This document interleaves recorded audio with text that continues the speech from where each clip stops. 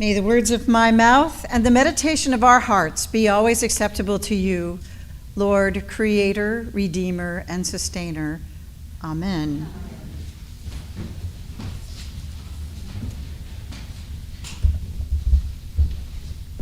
Epiphany has always been one of my favorite holy days.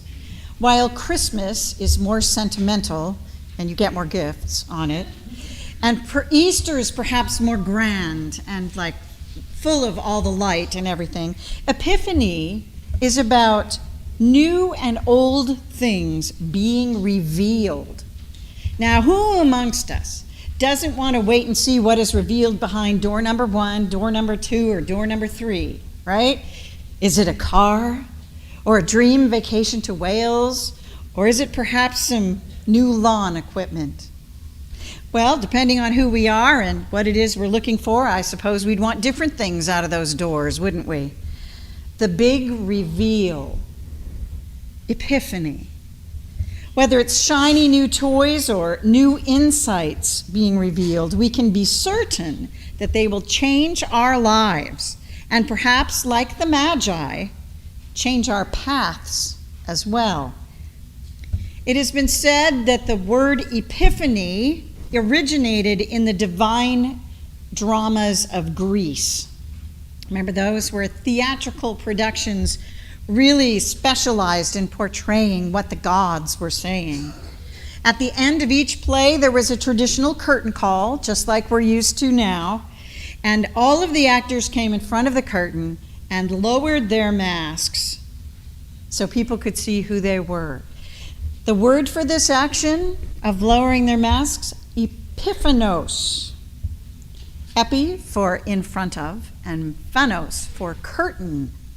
So at the end of each drama was a big reveal. The players were unmasked, revealing their true identities. So who are the players in our little Epiphanos, our little drama today, when the Magi came to Jesus, and what under those masks and Jesus's reveal? In this story, which only appears in the Gospel of Matthew, we are told that Magi arrived at the house of Joseph and Mary in Bethlehem. There is no stable in this story. He was born at home in Bethlehem. And popular hymns and our crush notwithstanding, they know that they were not kings. They were, however, from the east, just as it says. We don't know how many magi there were, and we don't even know that they were all male. But wait, you say. It says right here in front of us, right here in this translation, wise men from the east came to Jerusalem. But does it say that? It's a translation issue again, I'm afraid.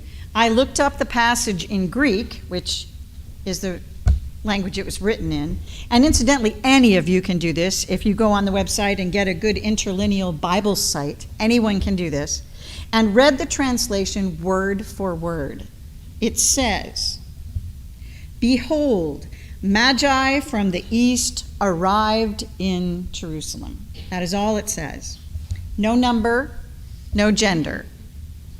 The Venerable Bede, who every person who's ever been to seminary knows exactly who that is, an English monk and scholar of the 7th century, was the first to give the Magi names and to describe them. Melchior was described as an old man with white hair and a long beard. Gaspar was described as young and beardless and ruddy complexioned. And Balthazar was interpreted as black-skinned and heavily bearded. Now, contemporaries of Beard say he did this to theologically underscore that the Magi represented people of different nations, which underscored the universality of Christ. So he didn't do it because he knew it. He did it because he was giving a theological truth in a fictitious way. He tried to make the Magi racially and nationally diverse, at least as much as it was understood in the 7th century. Naturally, Christian men of the 7th century were not willing to go so far as describing the Magi as anything other than male. Okay, but the Magi are a priestly class of Zoroastrianism. Almost all scholars agree that that is what they were, the second oldest religion in the world. So Zoroastrianism is still practiced in Iran, Iraq, India, and South Asia. The Magi, even the Magi now, attend to the signs of the natural world to read human events, particularly politically. They watch for signs in the stars, in flames, and in cycles of the earth itself. In Jesus' time, they were advisors to the Persian kings, courtly figures who always had access to power in every nation, which makes it easier to understand how they quickly were given an audience with Herod. The words of a Magi could make or break a king or emperor. And these Zoroastrian priests were comprised of both men and women. Mobed Sorshpur, the president of the Zoroastrian Council now in Tehran, spoke to all of the people that were Zoroastrian only a decade ago or so, saying, "The concepts of equality have always been the basis of our culture. In antiquity, there were many female magi, politicians, warriors, and this even up to the Sasanian time," he says, which is a reference to the Persian Empire which was ruling at the time of Jesus. He reveals that the Zoroastrians did not begin to drive out women priests until the rise of Islam, which was not very long after Christianity had done the same, removing women from religious leadership a couple of hundred years before that. In this reading of the book of Matthew, there is no reference to number or gender of the Magi at all. There could have been 3 Magi, there could have been 30 Magi. It just doesn't say. And it seems most likely that they were male and female in the group. Now, why has it taken 2,000 years for Christians to learn this again? Really, I sometimes am just baffled. The most likely reasons, of course, are always the most likely reasons: power, control, and fear of what it would teach the followers of Jesus. In other words, if you tell them that women are that powerful at that time, maybe they'll start to feel that powerful again. And we wouldn't want that, would we? Elise Ballard, in her book Epiphanies, says, quote, "An epiphany is a realization, an opening, a portal to the divine. It's a growing up, a magic moment that impacts us and changes us forever. And we will remember it forever, each epiphany. An epiphany is a moment that changes the lens through which we view our life. It's a moment of choice.